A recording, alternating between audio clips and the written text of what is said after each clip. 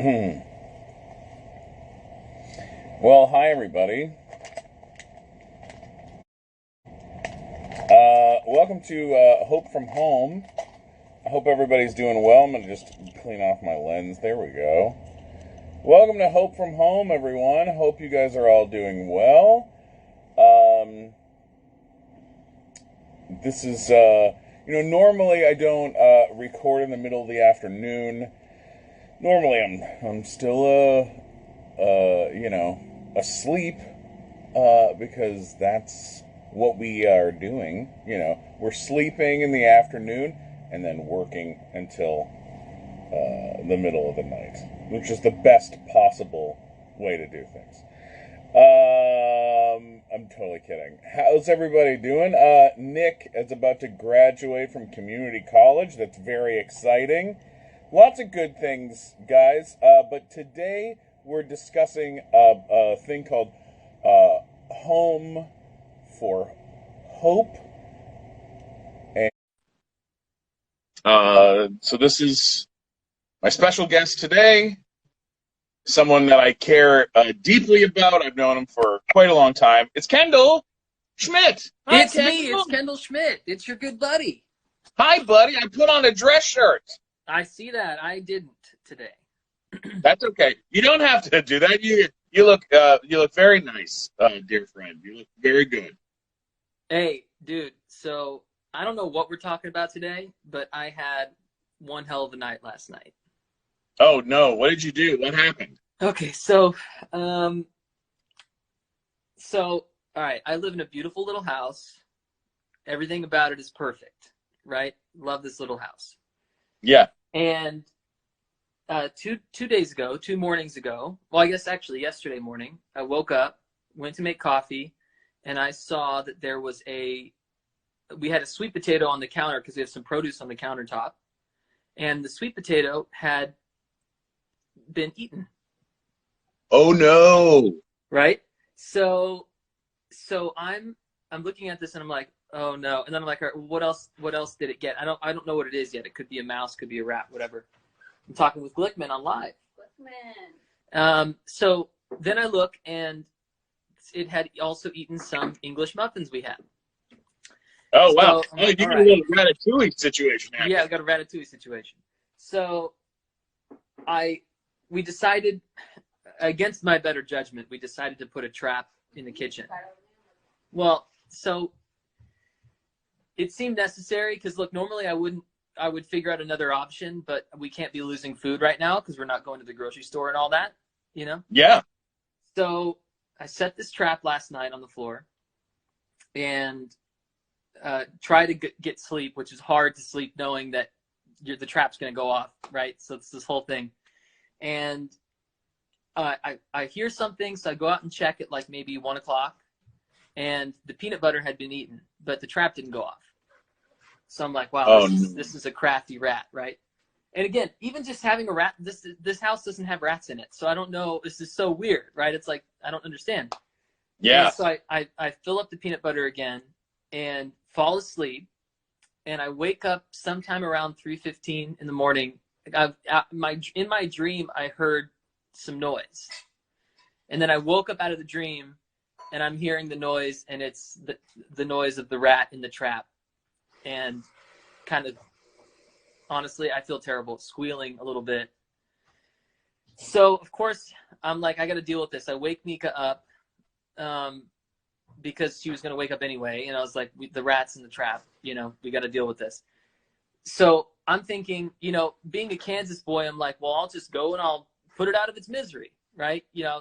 That was my initial thought. And then I see it, so I throw it in this bag, take it outside, and I'm like, I can't do it. And so I was like, babe, grab the keys. We're going to go let this rat go.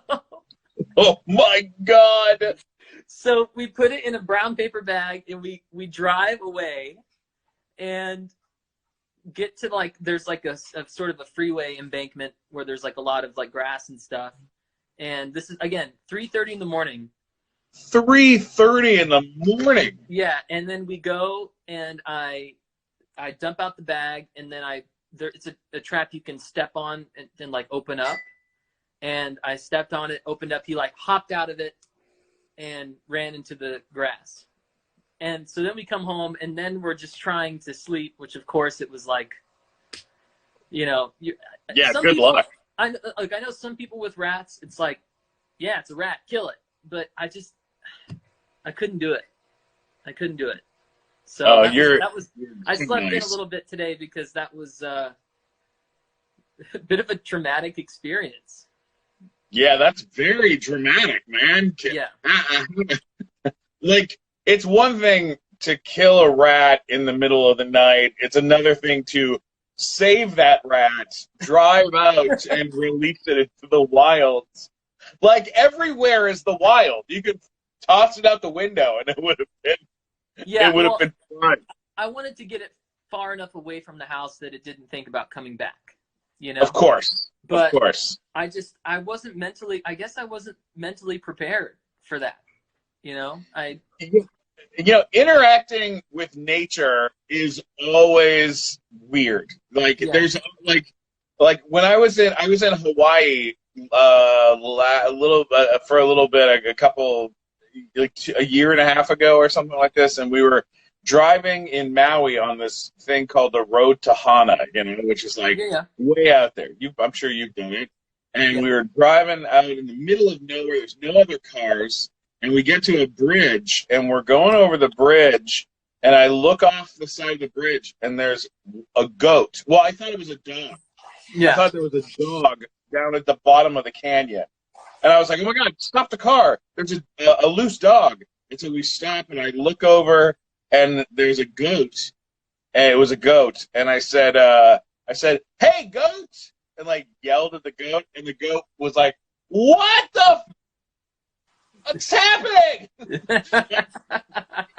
Like, just that, like, this goat was having its own life, it was doing its own thing, and now it has a memory of me. It's like this rat just is going to go see a bunch of other rats, like, you're not going to believe what happened. I got caught. This guy was nice. He was like, dude, we should all go there. Because and then he gave me a vacation. He put me over here, It's great to see you, Mark. Just like some sort of like, that's weird. It was a really odd experience. It's not something like, look, to be honest with you, I was hoping that if the trap was successful, that it would be quick. But obviously there needs to be more development in these traps because it didn't work. And I felt like, you know what, I'm going to sleep better tonight if we just go and like let it go, Yeah, absolutely. But overall, the whole experience was super traumatic. It was like, that's like I said, I know some people do not care about rodents at all, but I used to have a pet rat when I was a kid, and like it was tough, Anyway, what other pets have you had in your life? Too many. I've had a gecko, frog, rat, parrots, a python, dogs, cats, tortoises. I still have the tortoise. I still have Oscar. Pig. The pig is in Kansas. Oh, wow. Yeah, of course. I had a horse that my grandma got for me and held on to at her farm. So it really wasn't my horse, but she said, I got this horse for you, and that was really nice. And it was very sweet. Hamsters, of course, as a kid. Oh, yeah. So honestly, a little bit of everything. I love it. I love it. Just to kind of throw this out to everybody, the reason that we're doing this today is there's a campaign that's happening through Comic Relief called Hope from Home, and that is